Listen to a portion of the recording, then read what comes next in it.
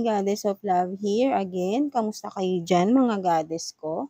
So yeah, another reading tayo today for the air signs, Gemini, Libra, and Aquarius. So yeah, kamusta ang mga air signs natin ngayon dyan? So tignan natin anong message or sitwasyon ninyo ng iyong person, no? So and anong message or God or advice ng inyong inner self and of course ni universe for you, no, earth signs, no. So yeah, let's start, no. So tignan natin anong sitwasyon meron sa ating mga earth signs, no, sa kanilang person, no, right now, kung sino man itong nasa isip nyo, no, in separation man or hindi, no. So tignan natin anong sitwasyon meron sa inyo right now, no.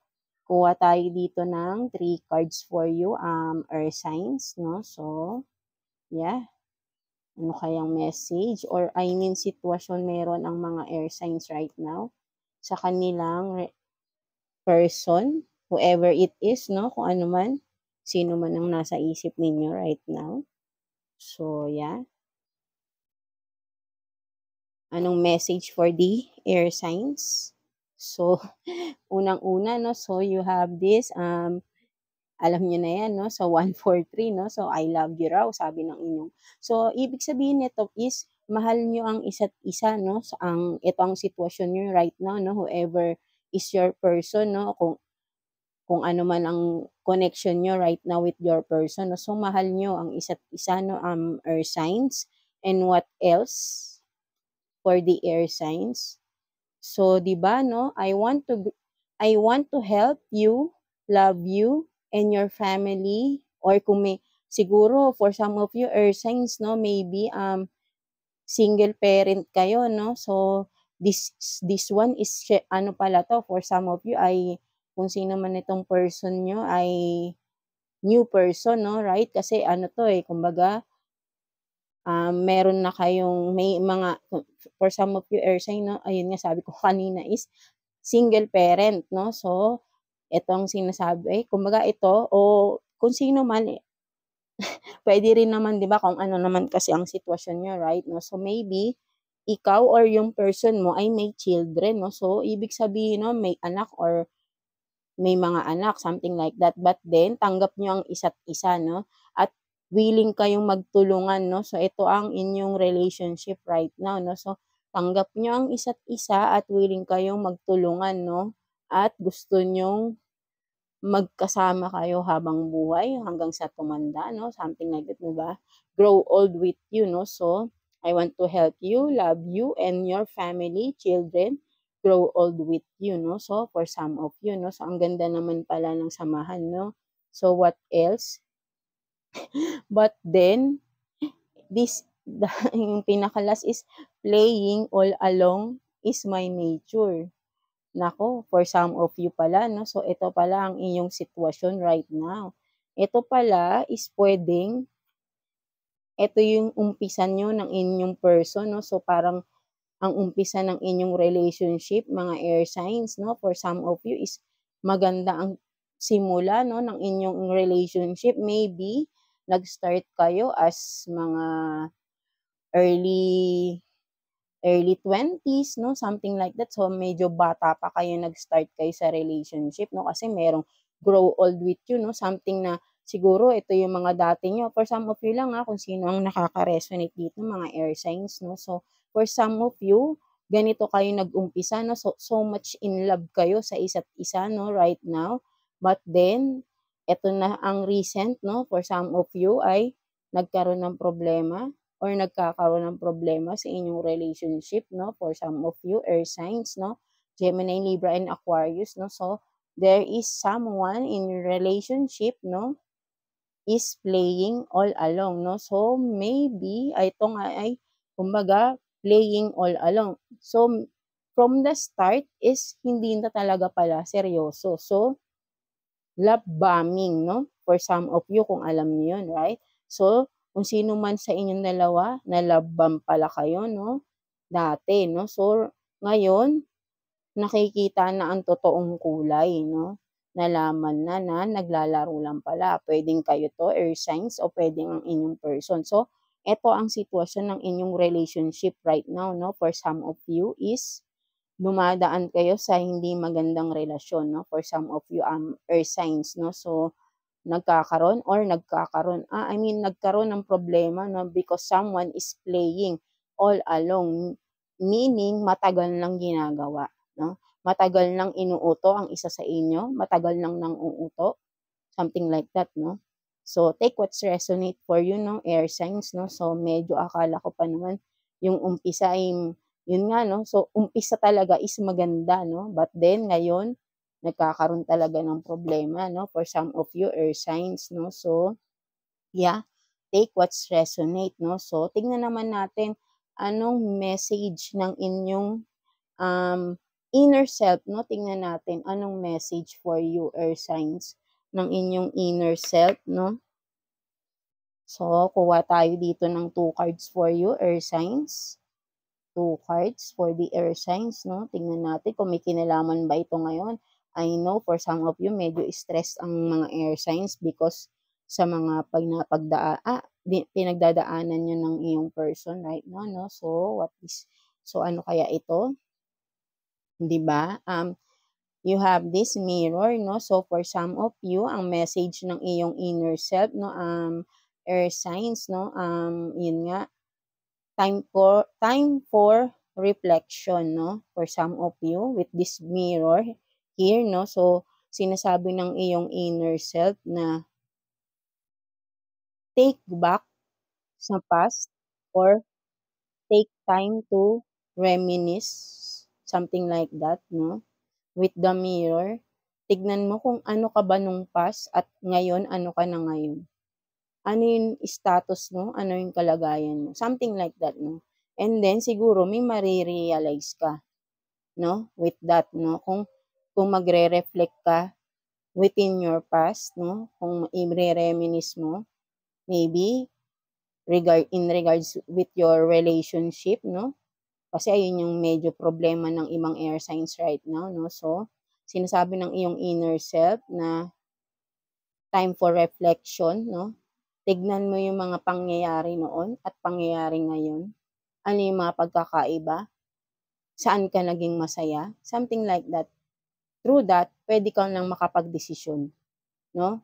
Kumbaga, pinapaalala sa'yo ng iyong inner self na kung hindi ka makapag-decide, take back, time for reflection. Tignan mo ano yung mga nag-benefit sa'yo at ano yung mga hindi.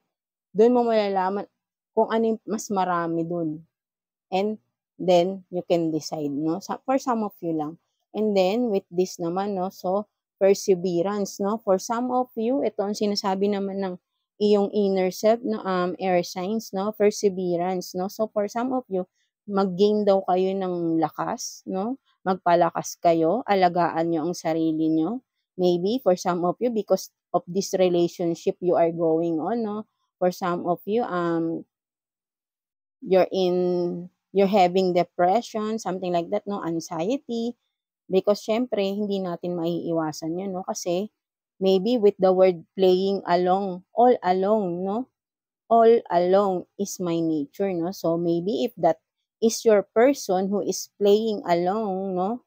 From the very start na akala mo is mahal na mahal ka, no? But then, he or she is just playing along lang pala, no? So, hindi pala talaga siya seryoso sa'yo. But then, maybe for some of you is tumagal na pala kayo ng ilang taon, but then nalaman mo, hindi pala siya seryoso. So, maybe there is a betrayal na nangyari rito, no? Cheating, no? So, yun nga, no? So, nawalan ka ng lakas right now, no? Kasi nga, syempre, sino bang matutuwa doon, no? Syempre, madedepress tayo.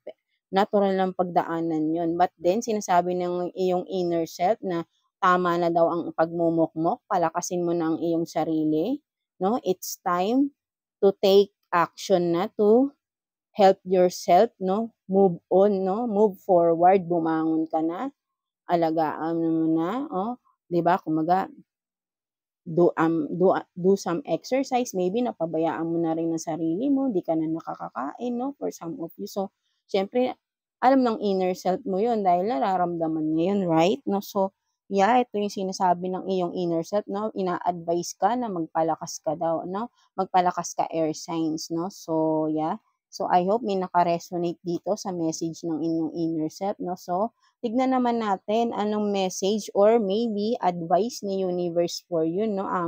Air signs, no? Advice or pwede ding message for you ni universe or ng ating creator, no? Si God, no? So, tignan natin, no? So, kuha rin tayo ng 2 cards here, no? For you, air signs, no? So, tignan natin.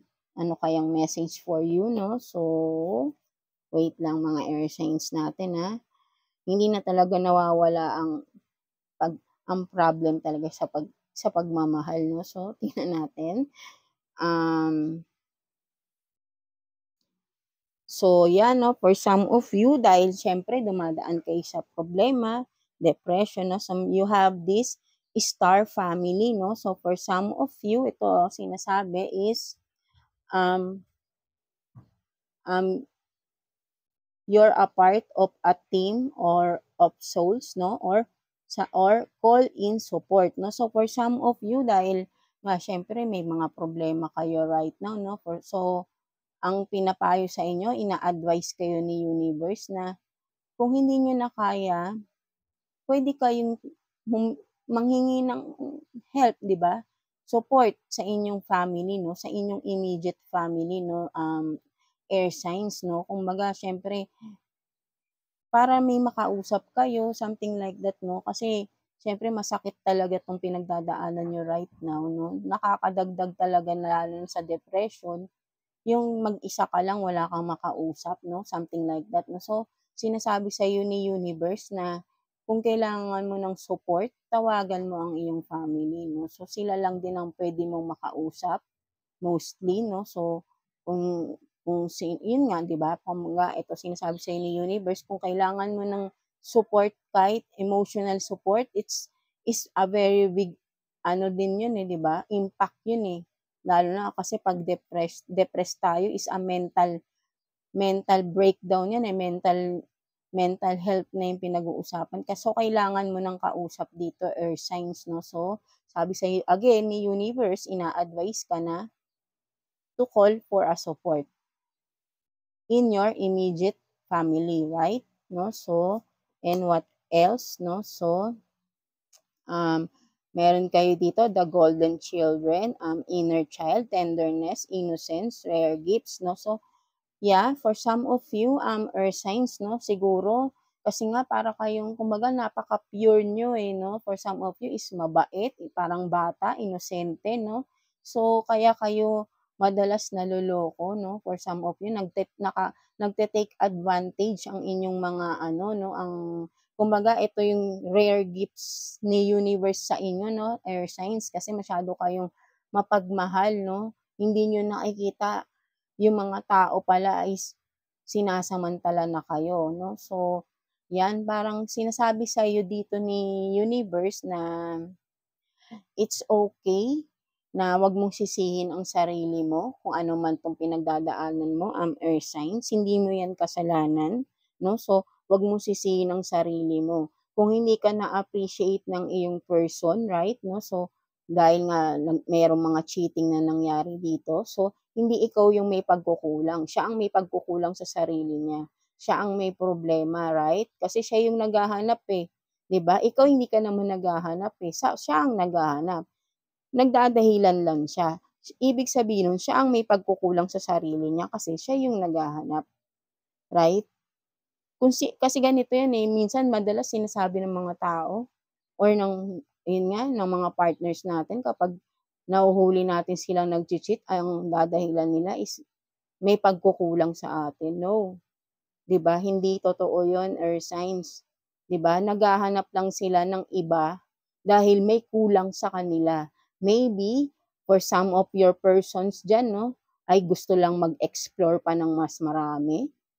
Dahilan nilang nila 'yon, yung pagkukulang nila sa sarili nila, sa atin nila, kumbaga sa atin nila ibabaling, sa inyo nila ibabaling, right?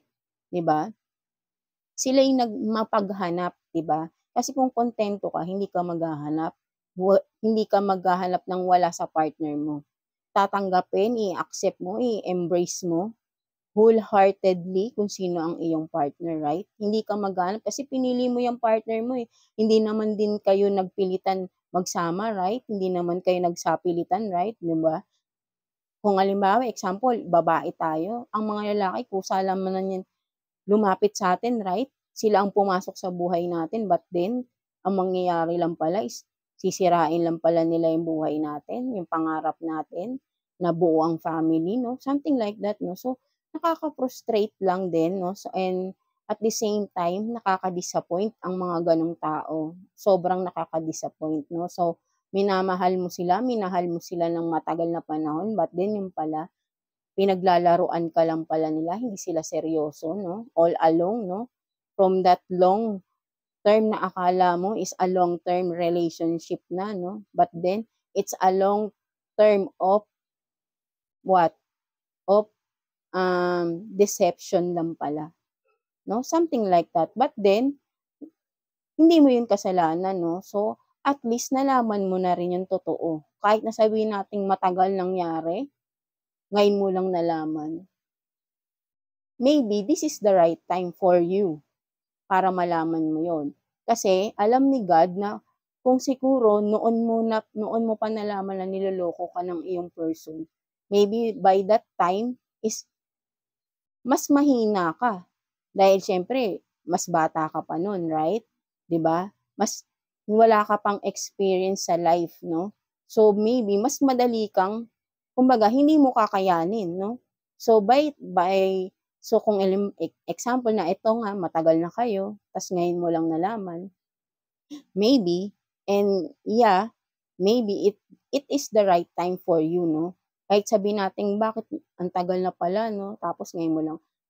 Maybe this is ayun nga yung tamang panahon kasi makakaya mong ma-overcome yun, no? Masakit, kailangan nating pagdaanan nitong pain, siyempre, no? Hindi natin alam kung kailan. Maybe for some of you, it will take years, no? For you to recover, no? But then, gawin mo pa rin na mag-recover ka, 'di ba? Wag mong i-ano yung sarili mo, ilubog sa ganyan, no? Kaya nga ngayon mo lang siya nalaman kasi alam ni universe, alam ni God na kakayanin mo na 'tong panahon na 'to na i-handle whatever situation it is, no? Yang panloloko or kung sa family mo naman may niloko ka ng iyong isa sa family member mo, no?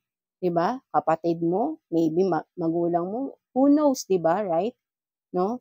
Kasi kapag may dumadaan na problema sa atin, ang tingin ko lang it's the right time, no, for us para mapagdaanan 'yun, eh. Kasi alam ni universe kakayanin mo 'yun i-solve, eh, right? 'Di ba? Hindi yan kung halimbawa yung problema is matagal na pala, ngayon mo lang nalaman. Maybe before, hindi mo 'yun dapat malaman dahil hindi mo kakayanin. But then, ngayon mo lang nalaman. So, dahil nga, kaya mong isolve yan, kaya mong ma-overcome yan, at naniniwala si universe sa'yo na kaya mong gawin yun, kaya mong malagpasan tong problema na to. Dahil from your experience, dahil mas matatag ka na for sure, dahil syempre, for the years, no?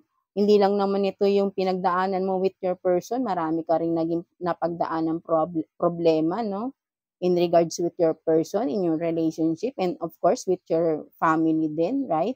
So, from that, from that, yung mga obstacles na yon, syempre, nalagpasan mo na yun, di ba? So, nakita ni universe na, kaya na niyang ma-overcome lahat, malagpasan lahat ng mga pagsubok na dumadaan sa kanya. So, sige, i-reveal ko na sa kanya yung ginagawa ng person niya. Dahil alam ko, makakaya niya rin tong lagpasan. Kasi ito yung pinakamasakit for sure. 'Di ba? Na malalaman mo sa iyong buong buhay. So, ngayon lang niya ni-reveal ni universe, no? Para alam niya kasi ngayon kakayanin mo. Kasi kung dati mo pa ito nalaman, baka hindi mo kayanin, no? Earth signs, no? So, yeah, no? Kaya ayun ang ginawa sa'yo ni universe, ngayon lang niya nalaman, no? So, kumbaga, importante ka kay universe, no? Kay God. Kasi for for our Creator, ikaw daw ang golden child niya, right? Mahalaga ka kay universe kaya ayaw niyang masasaktan ka ng sobra, no? So, ngayon binigay niya itong pagsubok na ito sa'yo, nalaman mo itong masamang balita na ito, no? Dahil ngayon alam ni universe kakayanin mo 'to, malalagpasan mo 'to, no? Just take your time to heal, air signs, no? Gemini, Libra, and Aquarius, no? So, yeah, no? That's it, no? Sana nakakuha kayo, naka-resonate kayo dito sa ating reading, no? For you, air signs, no? So, yeah, that's it for you, air signs. And thank you for watching, earth signs. And again, please like and subscribe sa ating channel para maka-follow kayo, maka-ano kayo sa mga next readings natin, right? No? So, yeah, that's it, no? So, have faith lang kay God, no? Kapit lang, wag bibitaw, no? Right? Kasi, alam mo, kung ano man yung pagdadaanan mo, pinagdadaanan mo ngayon, alam ko malalagpasan mo yan, earth signs, no? So, maniwala ka lang sa sarili mo, at maniwala ka lang kay God, hindi ka niya pababayaan, no? So, yeah, that's it for you, earth signs, no? And, yeah, thank you for watching, and yes, thank you, earth signs.